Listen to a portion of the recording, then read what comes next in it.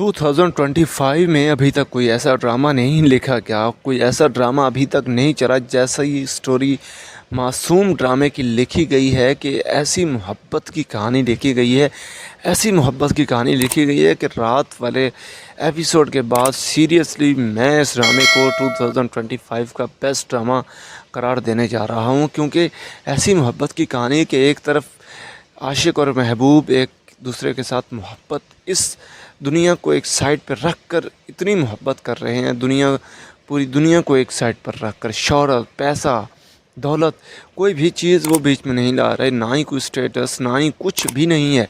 सिर्फ एक दूसरे से मोहब्बत कर रहे हैं और एक दूसरे से के साथ ज़िंदगी गुजारने का फ़ैसला कर चुके हैं। मगर दूसरी जानब एक लड़की अपने बाप की इज़्ज़त के लिए वो सब कुछ कुर्बान कर रही है। उसने कहा ठीक है, मैं ये सब कुछ कुर्बान करती हूँ, मगर आज के बाद मुझसे कुछ मत मांगिएगा, कुछ मत मांगिएगा, क्योंकि इसके बाद मैं आपको कुछ भी देने के काबिल नहीं हूँ। ऐसा कुछ भी मेरे पास नहीं है कि जो मैं दोबारा आपको दे सकूं। और ना ही जाते जाते मेरे सर पर अपना ये शफ़क़त भरा हाथ रखिएगा, क्योंकि अब आपकी कोई भी दुआएं, आपका कोई भी हाथ मेरी ज़िंदगी में खुशियां लाने वाला नहीं है।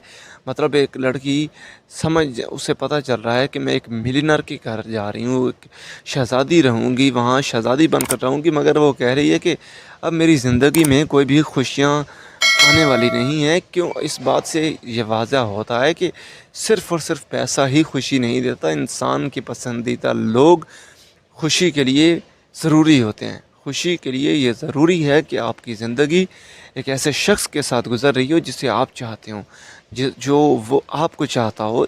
इसी तरह ही ये ज़िंदगी गुज़र सकती है। मगर इसके बाद फिर क्या ही खूबसूरत तरीके से राइटर ने उन दोनों का आपस में मिलाप करवाया है कि वो, मतलब जन्म ये दिखा दिया गया है कि हॉस्पिटल में वो बेचारा अपनी बहन को लेकर आता है और वहाँ उसका अपने ही फरीक से आमना सामना हो जाता है और अपने ही फरीक को वो दुआएं दे रहा होता है कि आपकी आज पहले आपकी शादी का पहला दिन है, अल्लाह आपको भाग लाए, अल्लाह आपको ये लगाए, अल्लाह आपको वो लगाए, अल्लाह आपकी बीवी को इज़्ज़तें बख्शे। मतलब कि उस बेचारे को ये पता ही नहीं है कि मेरी ही महबूबा यहाँ आई हुई है।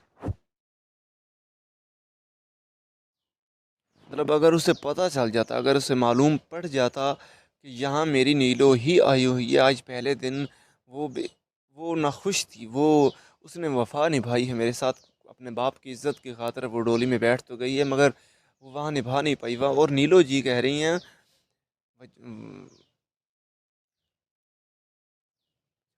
और नीलो जी वजाहत से कह रही हैं कि मुझे आप छोड़ दें। अगर आप मुझ पर कोई एहसान करना चाहते हैं तो खुदारा मुझे छोड़ दें, मैं इस रिश्ते में रहना नहीं चाहती। मैं सिर्फ अपने बाप की इज़्ज़त की खातिर आई थी, मगर मेरा दम घुटता है आपके साथ, मैं नहीं रह सकती, मैं आपके साथ वफ़ा नहीं कर पाऊँगी।